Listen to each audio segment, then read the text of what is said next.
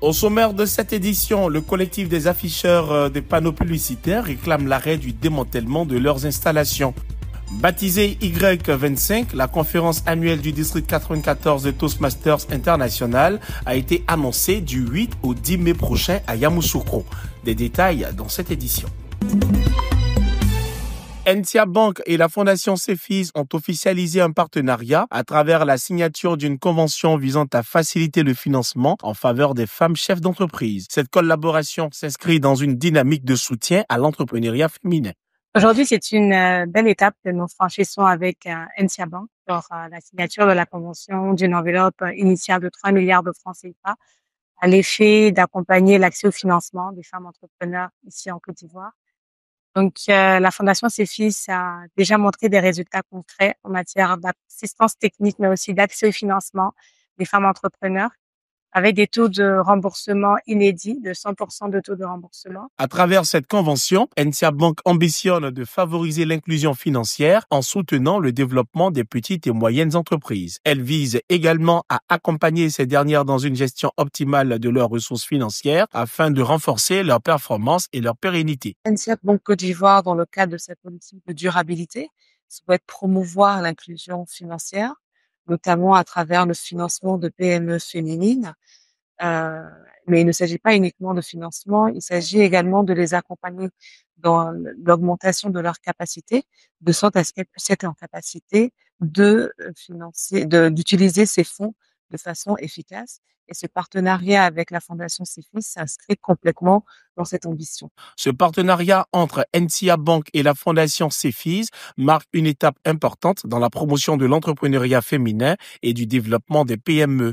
En conjuguant accès au financement, accompagnement personnalisé et renforcement des capacités, cette initiative vise à offrir aux femmes entrepreneurs des leviers nécessaires pour faire croître leurs activités de manière durable. Le carrefour d'Anani, dans la commune de Port-Bouët, a été le théâtre d'une nouvelle opération de démantèlement de panneaux publicitaires menée le lundi 10 mars dernier. Cette action, conduite par le ministère de la Communication, la police du district d'Abidjan et la brigade de la communication publicitaire, s'inscrit dans le cadre de la campagne de régulation de l'affichage publicitaire dans le district autonome d'Abidjan. Cette phase de l'opération vise environ 5000 panneaux jugés non autorisés, s'ajoutant aux 2751 déjà démontés depuis le lancement de l'initiative.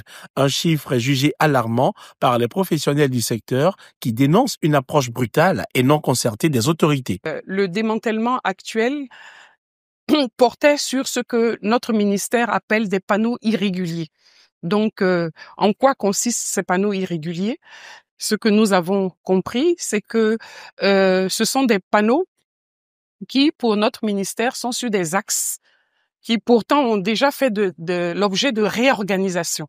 Depuis 2013, nous voulons absolument un arrêt des démantèlements parce que nous voulons comprendre, nous voulons qu'il y ait un cadre inclusif pour que nous puissions avancer dans la réorganisation. Pour rappel, cette opération a été initiée en 2022 par le ministère de la Communication en collaboration avec les ministères de la Sécurité, de l'Équipement et de l'Entretien routier ainsi que celui des Transports. Elle a pour objectif de faire respecter la réglementation en vigueur, d'assurer la sécurité des usagers de la route et de contribuer à l'embellissement du paysage urbain du district d'Abidjan. La conférence annuelle du district 94 de Toastmasters International, baptisée Y25, se déroulera du 8 au 10 mai prochain à Yamoussoukro. L'annonce a été faite mardi à Abidjan lors d'une conférence de presse tenue à la Chambre de commerce et d'industrie. Plus de 5000 membres issus de 24 pays sont attendus à ce grand rendez-vous dédié à la prise de parole en public et du leadership. J'avais un objectif qu'on m'avait assigné cet après-midi. C'était de donner les ressources nécessaires aux entrepreneurs qui étaient dans cette salle-là pour qu'ils arrivent à appliquer effectivement, donc avoir les rudiments et les outils nécessaires pour pouvoir réussir un guide commercial.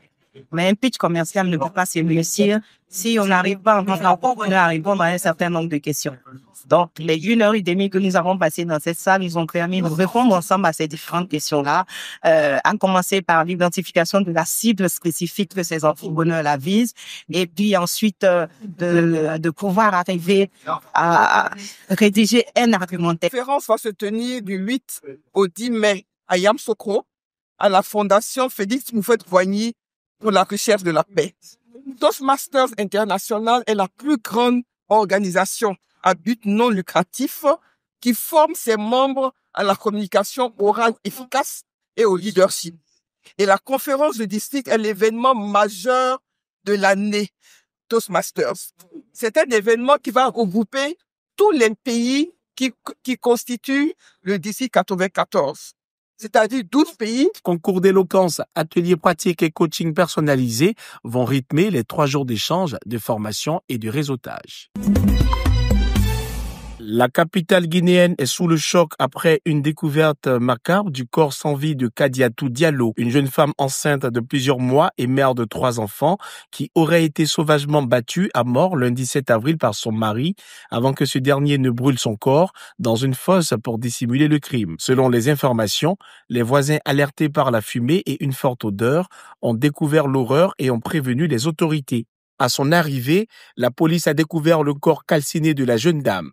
L'époux de la victime, principal suspect, a été arrêté à la frontière Guinée-Sierra Leone par la brigade de recherche de Kouya alors que le mis en cause tentait de fuir le pays. C'est la fin de ce 7 minutes préparé par l'ensemble de la rédaction. Merci de l'avoir suivi. Restez sur cette info. Les programmes reviennent.